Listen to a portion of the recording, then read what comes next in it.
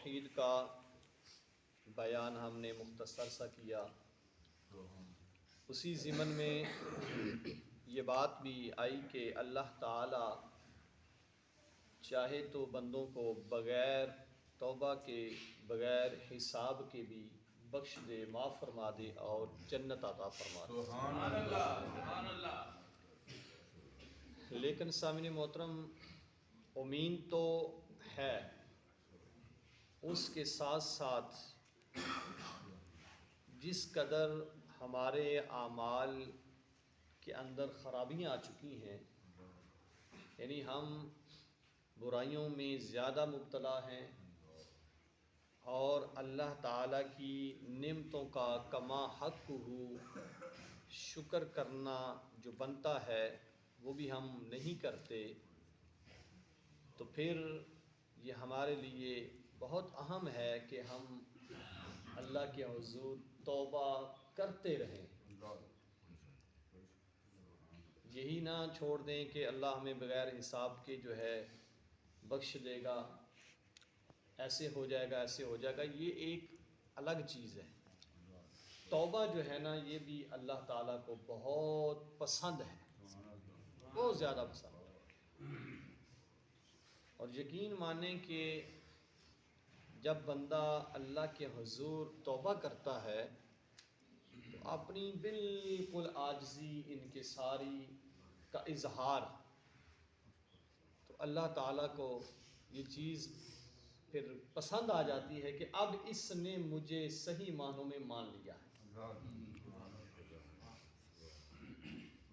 کیونکہ عاجزی اور انکساری جب ہو تو پھر شیطانی جو اوصاف ہوتے ہیں وہ ختم ہو جاتے ہیں۔ تو توبہ کی طرف جو ہے ہر وقت جو ہے ہمیں بڑھتے رہنا چاہیے، اور اس کی ترغیب قرآن میں بھی ہمیں ملتی ہے، رسول اللہ صلی اللہ علیہ وسلم کے فرمان میں بھی ملتی ہے کہ جناب حضرت ابو موسیٰ رضی اللہ تعالی عنہ فرماتے ہیں کہ پیارے آقا علیہ الصلوۃ والسلام نے فرمایا کہ اللہ تعالی رات کو اپنا ہاتھ بڑھاتا ہے، رات کو اپنا ہاتھ، یہ سمجھانے کے لیے ہے، ہاتھ بڑھانے سے مراد کہ اس کی رحمت بندے کے قریب ہوتی ہے، بندے کے کیا ہوتی ہے؟ قریب ہوتی ہے۔ کس لیے؟ تاکہ دن میں گناہ کرنے والا جو ہے وہ توبہ کر لے۔ دن میں سارا دن جو کچھ بھی ہوا تو رات میں اللہ کی رحمت بہت قریب ہوتی ہے، بس ایسے ہی ذرا سا بھی آپ نے اس کی طرف نظر کی نا تو آپ کی توبہ ہو گئی۔ اور فرمایا کہ دن میں وہ اپنا ہاتھ بڑھاتا ہے، اس کی رحمت قریب ہوتی ہے، تاکہ رات میں اندھیرے میں چپکے سے رات کی سیاہی میں گناہ کرنے والا جو ہے وہ توبہ کر لے تو اللہ اس کی توبہ کو قبول فرمائے۔ سبحان اللہ، سبحان اللہ۔ نہیں، اس کو وہ بہت پسند ہے، یہ اس کو بہت زیادہ پسند ہے۔ رسول اللہ صلی اللہ علیہ وسلم یہ اس کی خود ترغیب دے رہے ہیں کہ اگر دن میں تم سے کچھ ہوتا ہے، یقیناً ہم سے کیا نہیں ہوتا، تو رات کو جب سونے کے وقت ہو تو اس وقت اتنا تو کہنے کہ یا اللہ جو کچھ بھی کر بیٹھا ہوں تو معاف کر دے۔ اتنا کہنے سے کیا ہوگا؟ اتنا ہی کہہ دیں۔ اور رات میں جب صبح اٹھیں فجر کے وقت تو اس وقت اٹھتے ہی کہیں کہ یا اللہ میری رات کیسی گزری ہے میں نہیں جانتا، اگر کچھ غلطی کوئی خطا ہوئی ہے تو یا اللہ معاف فرما دے۔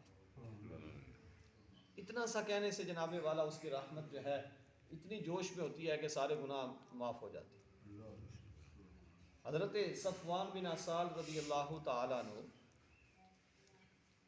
وہ بھی فرما رہے ہیں کہ پیارے آقا علیہ الصلوۃ والسلام نے فرمایا کہ مغرب کی طرف نا توبہ کا ایک دروازہ ہے، مغرب کی طرف، یہ ہے نا مغرب، سورج جدھر سے نکلے مشرق ہے، جدھر کو غروب ہو جائے اس کو ہم مغرب بولتے ہیں۔ میرے آقا علیہ السلام نے فرمایا کہ مغرب کی جانب جو ہے توبہ کا ایک دروازہ ہے کہ جس کی چوڑائی جو ہے نا، چوڑائی وہ 40 سال یا 70 سال تک بندہ چلتا رہے نا تو جتنا فاصلہ بنتا ہے اتنا وہ چوڑا دروازہ ہے۔ توبہ کا دروازہ۔ مطلب کیا ہوا کہ بھی اللہ تعالیٰ کو یہ توبہ اتنی پسند ہے کہ اتنا بڑا وسیع دروازہ رکھا ہے کہ یکدم سے بھی وہاں سے کوئی سارے کے سارے گزرنا چاہیں تو وہ گزر سکتے ہیں۔ فرمایا کہ بھئی اللہ تعالیٰ نے اس دروازے کو، یہ اتنا بڑا جو دروازہ ہے 40 سال یا 70 سال کی مسافت کے برابر اس کی چوڑائی ہے، میرے آقا فرماتے ہیں اللہ تعالیٰ نے اس دروازے کو اس دن ہی کھول دیا تھا جس دن اس نے آسمان اور زمین کو پیدا فرمایا۔ جس دن آسمان اور زمین پیدا فرمایا اسی دن وہ دروازہ کھول دیا۔ کیا مطلب ہے کہ توبہ ہے، معافی کا دروازہ بند نہیں۔ جیسا کہ ہم لوگ کرتے ہیں نا، ناراضگی ہو جائے کسی سے بات، بس بھائی تیرے واسطے میرے دروازے بند، آج کے بعد تم نے میرے دروازے پہ نہیں آنا۔ نہیں، اللہ رب العزت نے تو ابھی ہم تھے ہی نہیں، زمین و آسمان جب بنے تو تب ہی یہ توبہ کا دروازہ اور اسی وقت اس کو کھول دیا، اور یہ آج تک کیا ہے، یہ کھلا ہوا ہے، بند ہوا ہی نہیں۔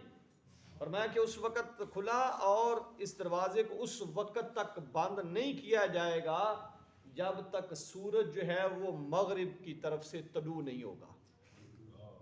یہ قرب قیامت ہے نا، جب قیامت ہے تو سورج نے کدھر سے نکلنا ہے؟ مغرب کی طرف سے نکلنا ہے۔ فرمایا اس وقت تک یہ دروازہ کھلا ہے۔ اس سے یہ بھی ہمیں سبق ملتا ہے کہ وہ مالک، وہ خالق جس نے سب کچھ عطا کیا ہے، ہم اس کی نافرمانی کریں، جتنی بھی کرتے جائیں، اگر رجوع کر لیں، معافی مانگ لیں تو وہ معافی کو قبول کر لیتا ہے۔ تو ہمارے لیے سبق یہ ہے کہ ہم بھی کسی کے لیے اپنے دروازے بند نہ کریں، اپنے بھائی کے لیے، عزیز و اقارب کے لیے، خاندان کے لیے، ہمسائے کے لیے، دوست احباب کے لیے ناراضگی ہو جائے، کوئی بات ہو جائے تو اس کے لیے دروازے بند ہمیشہ نہ کریں اگر اس کو اپنی غلطی کا احساس ہو جائے۔ رسول اللہ صلی اللہ علیہ وسلم کے پیارے صحابی حضرت ابو ہریرہ رضی اللہ تعالیٰ عنہ یہی توبہ کی ترغیب کے حوالے سے کہ ہمیں اس کی طرف ہر وقت رہنا چاہیے، رسول اللہ صلی اللہ علیہ وسلم کا فرمان علی شان بیان فرما رہے ہیں جناب حضرت ابو ہریرہ، فرمایا تم میں سے کسی شخص کو اپنی گم شدہ سواری مل جائے۔ اب یہ مثال گم شدہ سواری سے، کیونکہ عرب کے ہاں جو ہے یہ بہت بڑی دولت ہوتی، اور چونکہ وہ عربی لوگ شاہ سوار تھے تو سواری کا وہ بہت شوق رکھتے، اور پھر میدان جہاد کے اندر ان کی سواری جو ہے وہ تو بہت لازمی چیز ہوتی۔ تو آپ نے اس کے ساتھ مثال دی، کہا کہ گم شدہ سواری مل جائے اور اس وقت جو تمہیں خوشی ہوتی ہے بتا سکتے ہو کہ اس کا عالم کیا ہے؟ فرمایا کہ اسی طرح بندہ جب توبہ کرتا ہے تو اللہ تعالیٰ کو خوشی ہوتی ہے۔ سبحان اللہ۔ گم شدہ سواری ملنے پر جتنی خوشی تمہیں ہوتی ہے نا، یہ تو ایک مثال سمجھانے کے لیے کہ تمہیں خوشی ہوتی ہے۔ دیکھیں نا، ہمارے پیسے گم ہو جائیں تو مل جائیں تو اس وقت ہمارے اندر کی کیفیت کیا ہوتی ہے؟ کوئی ہماری جو ہے نا اولاد میں سے کوئی گم ہو جاتا ہے، بچھڑ جاتا ہے، تو جب ہمیں ملتا ہے تو کیا خوشی ہوتی ہے۔ تو اسی طرح جب ہم اللہ کے حضور توبہ کرتے ہیں تو اللہ تعالیٰ کو بہت زیادہ خوشی، اور وہ پھر بندے پہ راضی ہو جاتا ہے۔ اس لیے ہم گناہ گار ہیں اور اس کی نعمتوں کا شکر جیسے کرنا چاہیے نہیں کرتے، تو یہ دروازہ ہمارے لیے ہے کہ ہم اللہ کے حضور کیا ہیں توبہ کرتے رہیں، تاکہ ہماری سابقہ معافی ہوتی جائے اور آگے معاملات ہمارے کیا ہیں چلتے جائیں۔ اللہ تعالی ہمیں عمل اور سمجھ کی توفیق عطا فرمائے۔ الصلاۃ والسلام علیک یا رسول اللہ۔